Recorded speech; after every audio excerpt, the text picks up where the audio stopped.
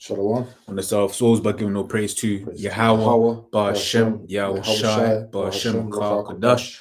Right, double honors to the Apostle of Great Millstone, Double honors. and honestly brothers doing the work of the Most High in truth and in sincerity. Couple brothers from the London camp. We'll go and get into it, see where the spirit leads. We what you call it, been watching this show, Clarkson's Farm. I both say it'll be a good thing to go into, because I've said it several times personally, to different people, that is one of the most important documentaries ever made.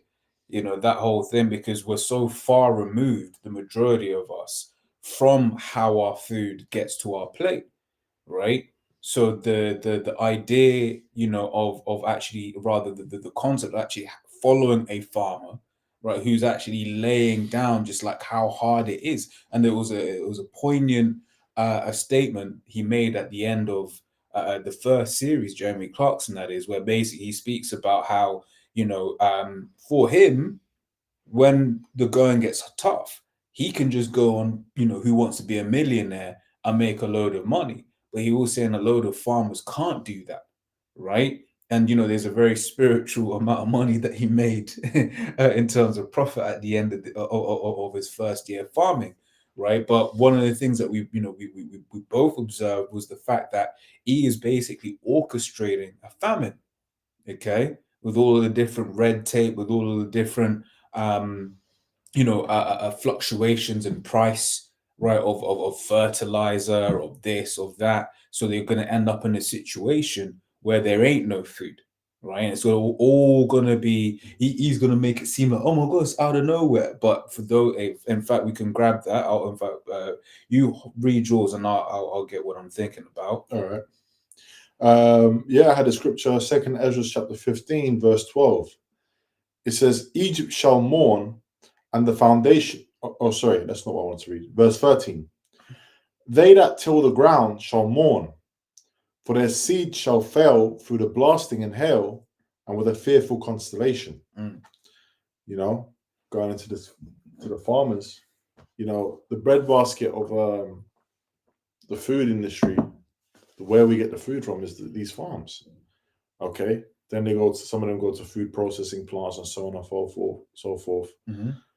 And like the brother was saying, pretty much the way that this man's set it up, things that's happening around the world, like Ukraine, the wheat price and the fertilizer price and all that being affected. These are things that are all being affected. Yeah. Energy prices. Oh, in America, you have the train derailments, and then the factories all somehow burning down. Yeah, getting airplanes crashing into them. Yeah. You got certain states in the US that's famous for the crops that it makes. Like a whole state that's just known for that. Whether it might be cornfields or what it might be. You're getting train derailments. You're getting, the crops are failing. They're not getting what do you call it, man? Basically, when I said the crops are fading, the yield, yeah, the yield ain't good. Yeah, because that's the thing as well, because then they're all gonna try and tie that down into the sea change, right? Oh yeah, this is all because of the sea change, but it's like it's a whole system that is basically being broken at the moment, right? Oh, one example. Yep. Let's use an example. Now this year the Pesach. Yeah. A couple brothers were in charge of getting the horseradish. We spoke about it, Brother Shakal. Yeah. We spoke about it, and it was very difficult to get it this year. Yeah. Okay, it was, if you could get it, it was very, very expensive. In a few stores, they didn't have it. Where I normally go to get the horseradish, a couple of years we'd get it. Yeah. It wasn't there. Yeah. And then come to find out that there's a shortage. Yeah, mad shortage, and the farmers, because basically the brother spoke to the owner of the shop, or maybe he knows me when I called as well. But basically, one of the suppliers basically said, "Look, man, the weather has been strange, right? Therefore, and the thing that was interesting. He also said that this is going to be the same for horseradish and other crops." Right. Okay. See? So it wasn't just the horseradish; it was horseradish and everything else. Yep. I had the one I was looking for. This is Proverbs 22:3. It says, "A prudent man foreseeth the evil and hideth himself, but the simple pass on and are punished." Right. And one of the things this what you call it, the scriptures and the spirit of Yahweh Shem Yahushua allow us to do, right, is to filter everything that we see. Right. So we basically seeing what's going on and we're like, oh, okay, that's good. Okay, that could lead to this and that, and obviously that's through the spirit that the Lord allows us to do that. Right. However, people in the world as that's one of the things that we've kept, the spirit has had us constantly speak about as I've been up here with you, right? They're just none the wiser. They're just going on as if it will always be this way, right? But it ain't always gonna be this way. And once, as we're talking about, this man is getting ready to orchestrate a famine, right? Because let's be real, we're dealing with with the man that's all about depopulating the whole world, right? One of those ways and control, and one of those best ways to control people, right, is by way of the by way of food, right? I had something. Okay. This is Isaiah chapter 10, verse 1. It says, "Woe unto them that decree unrighteous decrees, and that write grievousness which they have prescribed." And the episode we were watching of the same show that we were talking about, you had people that were coming up from talking about regenerative farming. Yeah. Okay, which pretty much when you look into regenerative farming, is to try and do things in a more natural way, the way that Yahweh Shemi Shai intended. Not so exactly like them following the law per se, because we have a law about how you farm, how you gather fruit and things of that nature. Okay, but just not the madness that Esau's got to. They were saying that if you keep using the fertilizer and the chemicals that they're spraying into these soil, he said after a couple of generations that soil is going to be useless. Yep. Well, the examples in this, when I remember asking my father was born in 1960, so he's what, 64 now, and I asked him, I said how did, because he grew up in Turkey, so you got different soil there as well, obviously compared to the UK. But I said, how was a tomato back then? I use a tomato as an example compared to the tomato now that you get from the store. And he said, completely different. This is that plastic we're eating. He said, first of all, when you would just go to the market, when you'd have like tomatoes on the stall, you could smell the wave of the tomato just as you're going into the market. You don't smell that when you're at Tesco now. Tesco, Asda, you don't, which are supermarkets in the UK, as examples. You don't smell that when you go in. So it's just it's all defiled. It's all getting weaker and weaker. Got something real quick? Oh, which means that we're not getting the same nutrients out of it. Oh, yeah. That's why the older generations, they're much stronger too. Yeah. So because you said that, one of the things that they say, right? You can fact check it yourselves, but they say like men have a lot less testosterone now than back in the day. He basically keeps saying that our grandparents have more testosterone than our fathers have more testosterone than us. But once again, we understand what we're dealing with. Once again, a man that doesn't believe in life. Scripture says in Habakkuk, the 2nd chapter, that he is as death. Right, but quickly on what he was reading, it says Ezekiel 4:13 says, "And Yahweh said, even thus shall the children of Israel eat their defiled bread among the Gentiles, whither I will drive them." Right, so that's basically what you're seeing throughout the world, right? Rather wherever Jake is, we just be eating hella defiled bread, right? But then you get these Edomites, Scripture says, not in trouble as other men, just out here living good, eating good, right? Like we saw some true free range cows earlier on, right? Some true free range, right? But that ain't coming to our tables. Right? Yep. But I got, unless you got something, I got this. No, go on, bro. I got something after you.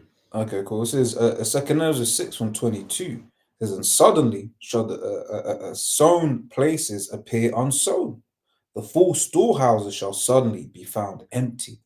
Right? And just on that point, right now you can go to the store and then you are seeing, like, back in the day it maybe have been like 10 items deep, right? Whereas like now, maybe like 2 or 3. But there's gonna come a time, and the CV showed us that there's gonna come a time when the food ain't gonna be there, and the way Esau's designed the system, and in particular these cities, right, is no one can grow their own food, right? No one can grow their own food, and even if you can grow something, how long is it truly gonna last you, right?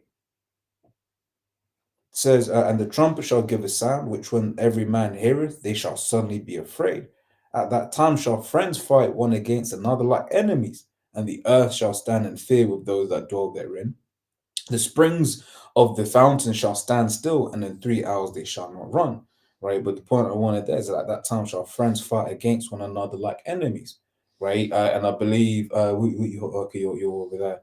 Right, but in Second Ezra the 15th chapter, it speaks about how a man basically invading one another for lack of bread, right? Because when people ain't got food, a instinct ticks over. Like, for instance, remember where we were at and people were fighting over seats, right? Yep. Fighting over seats. And it was like, right, just to sit down for a little bit, are all like, trying to get one up over on each other. So imagine when it's something important like food. The scripture you just read, it says the springs. They're also going into Esau going to be shutting off certain water supplies and things like that too. Because there's a documentary called a mockumentary, I think it's called. It's called Blackout in the UK. That where in that documentary they put a water tank outside, and the guy is trying to recycle his own water. The kids start drinking the water from the outside. They start getting sick. The communal water that they put out. So you can't trust Esau, man. Even with the water systems, years ago, that's all being privatized. I'll use the UK as an example. That's all being privatized. In that same show, the show that we're talking about, the farmer show with Jeremy Clarkson, there's a little bit which goes into how they privatized water. I think we're in the 70s. I think it was in the 70s, where they show clips of people where they used to get in like water from a local spring for years, for millennia or whatever, right? Here they come across the Thames, or well, not Thames, but the different water companies. Yeah. They put their own pipes, and then they're drinking that water. They're like, they was protesting. We don't want to drink this water. It's poison. I think one of them said they started using the new water from the taps that they were brought in for their goldfish, and the goldfish died. Yeah. Would you look at that? So there's things what we're drinking, Slaka. You got to point. Yeah. What we're drinking is poisonous. What we're eating is poisonous. It's terrible for us, man. It's that's why people are getting all these diseases. They're dying. So we try and eat as healthy as we can. But the brother read it earlier. We eat our bread defiled among the Gentiles. Yeah. And if you could say as well, the next thing with municipal water, right, is the fact that it needs electricity because it's pressurized. Yeah, they got backup generators, but how long can that really last, right? And especially if you live in a flat, right, which once again is something that you see a lot in these cities, man, right? To have your own actual yard, right, in one of these major cities, the Lord, blessed you, just keeping it real, right? But to have like most people in flats, when the electric goes off, guess what? Your water goes off. Yeah, I woke up one day and I had no water supply. Tried to turn the tap on, there was nothing coming out.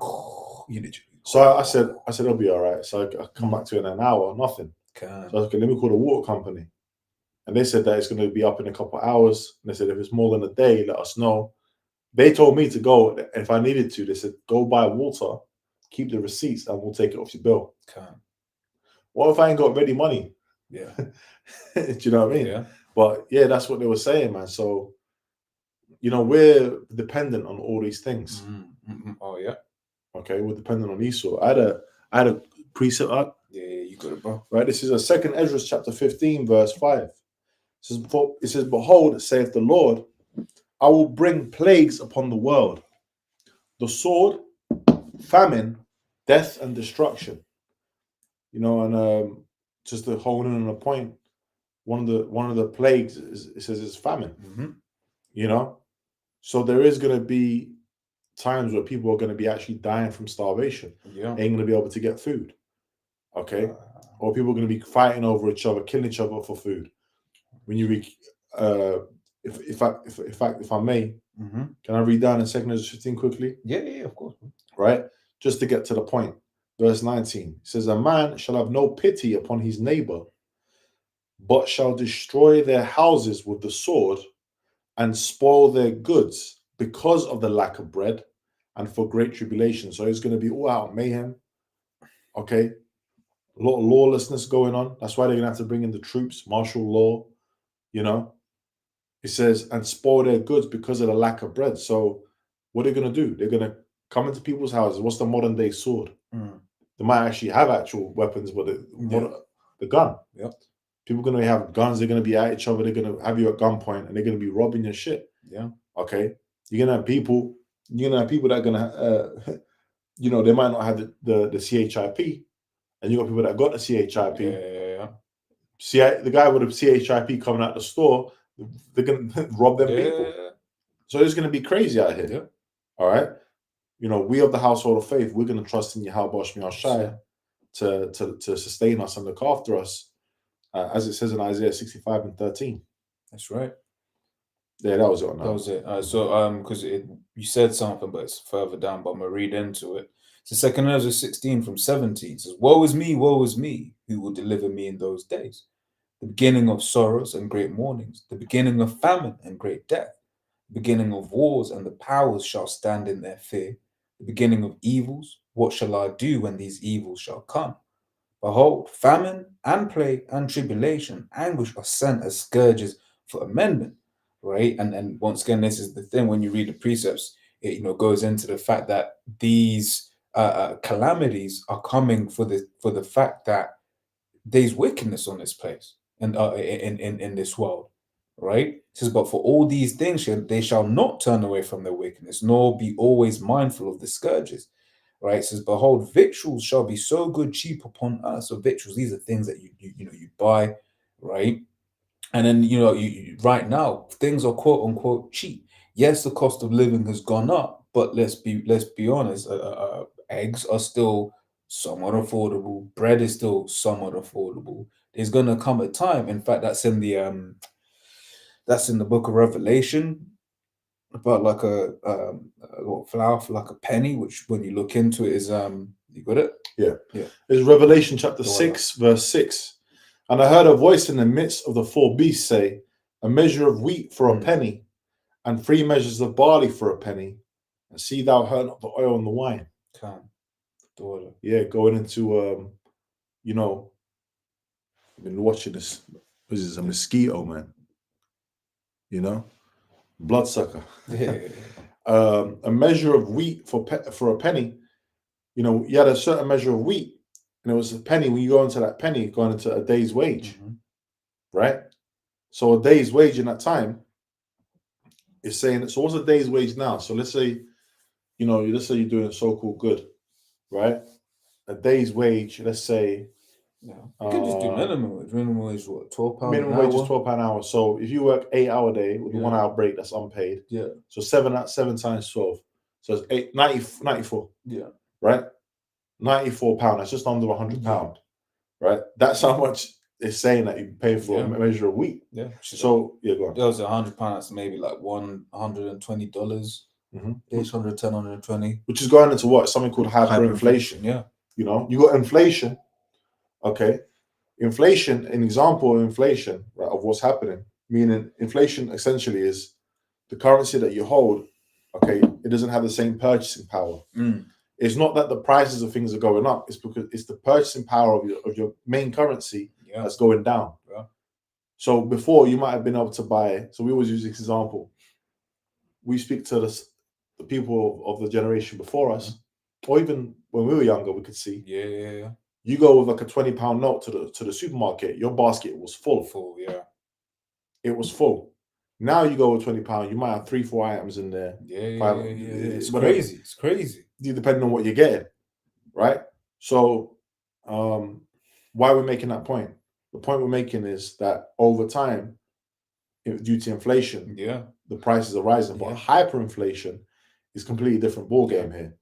That's when it gets out of hand. That's when it's crazy. That's like in the Weimar Republic when people had to agree when they went to eat, they had to agree the price or something Yeah. before they just ate because it was changing so drastically. What happened modern day Venezuela? What's happening there? Zimbabwe under Mugabe, you know, Turkey right now. Yeah. You know, they're going through it. Every time I've been watching Turkish interviews with people on the street, they're saying, "How are we going to eat? How are we going to do this?" You know, so it's basically that's coming to the West. That's right. You go on. I was going to continue here. That's the point. So 2nd Ezra 16:21 says, "Behold, victual shall be so good cheap upon us." So as we were saying, right now there's yes, prices are going up, but it's still quote unquote cheap in contrast to what it's about to be, right? That hyperinflation. It says that they shall think themselves to be in good case. It says, and even then shall evils grow upon earth, sword, famine, and great confusion. Right. So for many of them that dwell upon earth shall perish of famine. Oh, yeah. You know, so a lot of people are gonna die from these famines, man. Yeah. And as we're saying, like, and as this documentary shows, and then once also through when the Spirit of the Lord is working, you can see that this is all engineered. There's no other conclusion. They're just doing things that you're like, wait, Dad, but this doesn't make sense unless that's what you're aiming to do, right? So there's a saying that came across a while back, and I actually really like it. But it's basically the purpose of a system is what it does, right? So basically, what that means conceptually is if the purpose of a system is to heal people, but it's constantly killing people, then what it does is actually to kill people. That's the purpose of that system. So the purpose of these governments is constantly to keep people in oppression, right? To keep that's it, to keep people in oppression and to destroy the peoples, man, right? But that's that they speak about insanity. These people is coming. We just had elections here or local elections here in the UK, just for like your mayors and stuff, right? People still going out to vote, and it's like, hey, you learned your lesson. These people are the devil. Well, that's Revelation 13 and 11, right? Two horns like a lamb, but spake as a dragon. It's that idea, that you're getting choice, right? Sort of like also, you get in the UK, a lot of our like cleaning products and stuff will either be like fairies or Ariels and this, that, and the other. But at the end of the day, it's two companies. It's Procter and Gamble and Unilever. So I just got this article. Yeah. And it says on the title, "I'm a British farmer. Here's the scary truth about what's happening to our crops." And this is dated 8th of May. So that's yesterday. Okay, so it must be inspired by Clarkson's farm then. Could be. Yeah. They don't mention it as far as I can see, but yeah. So it says, I'm just going to hit the key point, right?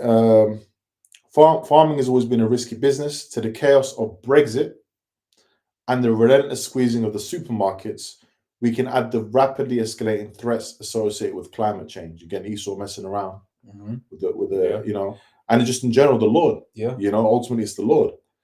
Even on that whole thing of climate, notice how, it's been said before, people have said it before, but notice how literally everything you do is has this is this much carbon, right? Because they're getting ready for that new system, man. Right? On my journey up here, when I look at the ticket, it says this a journey has saved this much carbon, right? When you look at food, that much carbon, right? So that's the world that we're coming into, because like, oh wait, you're eating too much, right? That's bad for the environment. So, bro, it says, as the risk of crop failure has grown, margins have shrunk. It's a business, meaning there's nothing in the bank to pay for the bad years. Farm gate prices have been driven down to levels which, in a good year, just about cover costs. We saw that in the show. We said, how are we going to do? They were talking about the rapeseed oil, right? But leave nothing to cover crops lost to adverse weather. And it breaks it down. It goes, much of the UK's arable land was unpassable with machinery from mid-October to mid-April. Many farmers couldn't sow an autumn crop of barley or wheat, and the crops that were sown often failed, as that scripture, or rotted in waterlogged seabeds. By the time it was dry enough to sow, it was too late to establish an economically viable crop. So then they're thinking, what's the point? Mm-hmm. For the worst affected, the loss is near 100%. How's that farm going to survive? With the UK's wheat, barley, oats, and oilseed rape production projected to drop 17.5% this year. Yeah, so that means the prices are going to go up. Prices are going to go up, and they go into that. They give an example of lettuce. Yeah. They say failure to supply. Because economy is all about, when you look at market and trade, it's all about supply and demand, you know? So the prices are going to go up because there's going to be less supply. Yeah. You know? And eventually, man, you think about it like this: the prices are going up because there's less demand. Yeah. So there's less supply, but there's more demand. And on top of that, your purchasing power, your pound, your dollar, all of that is dropping. Yeah. That's a deadly combination that Esau's doing. You know? And that's all to crash that market. That's all to basically bring about that famine, man. You know? That's it. And then one of the things as well is that show goes into is basically just how expensive all of that machinery is. You know, that machinery is expensive. The logistics around it is expensive. The rules around it are difficult. Like, for instance, remember when he was trying to make the jam? And I was like, wait, you can't just do that, bro. Like, Yeah, you gotta is it this measure kind of it. jam? You gotta, Yeah. you gotta do this. What's the sugar content? Yeah, you gotta label it. Yeah. You gotta you gotta do all of these calculations. You gotta do all, and just to, you know, and then that's after actually having dealt with the local councils about what you can and can't do on your own farm. Here it is, it's your farm. Yep. And then he remember in one of the episodes he had a meeting with all the local farmers. Yeah. And everyone was getting it. Yeah. He said, well, let's pull together, let's try and so basically the point is, man, that no matter what, when you watch this guy throughout the seasons, there's 3 seasons right now. We're watching his 3rd season, right? Everything he's trying, the government's shutting down, the local council's shutting it down, so he's trying something else to make money. Yeah. Then the traditional ways of how they make money with the arable farming is failing. Yeah. The weather's failing them, the systems are failing them, everything's failing them. The market's failing them, the prices, the things that they're selling. So they're not even sowing certain things because it's not worth selling. It's not worth it, yeah. Because remember, even there was like, I don't even bother planting rapeseed. Yeah.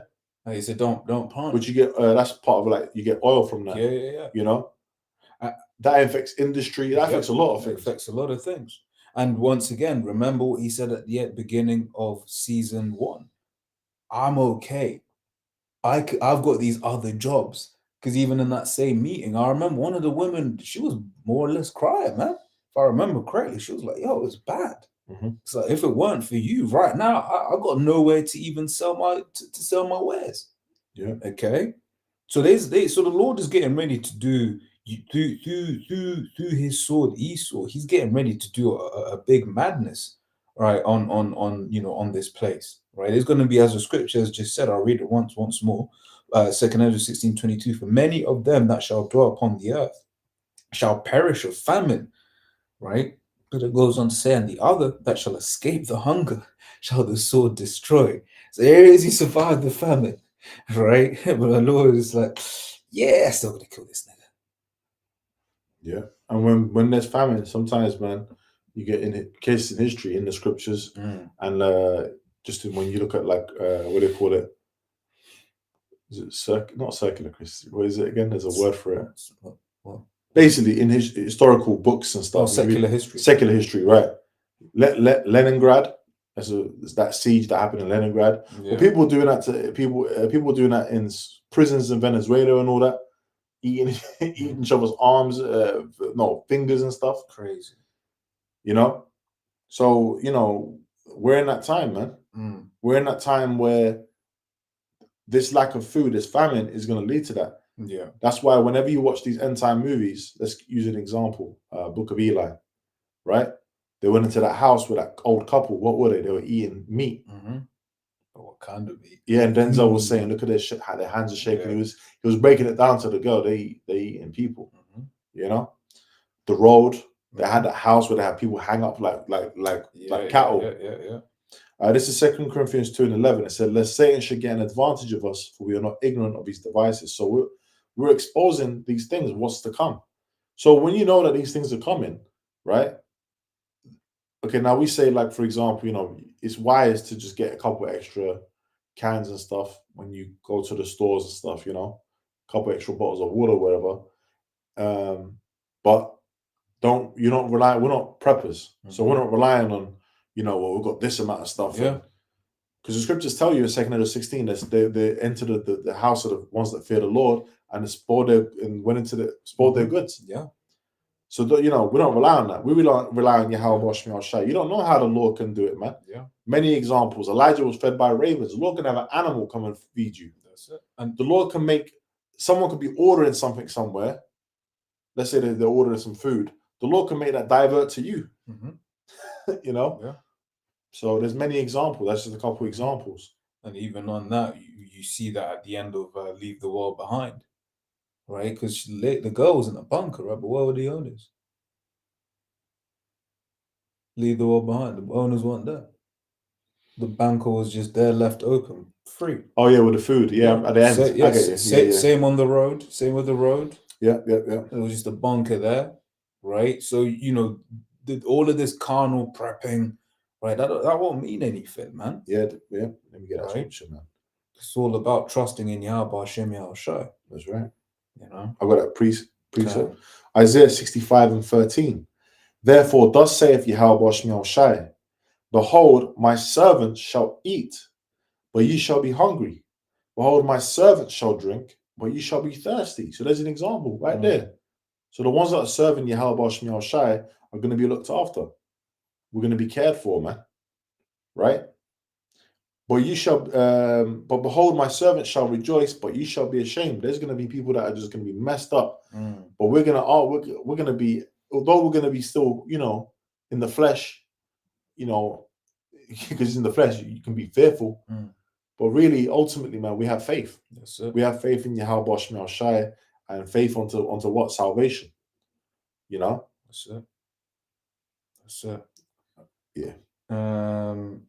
I'll just grab this one. I don't know if you've got anything else after, but it's Sirach 39 from 28.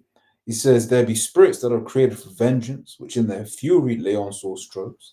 In the time of their destruction, they pour out their force and appease the wrath of him that made them.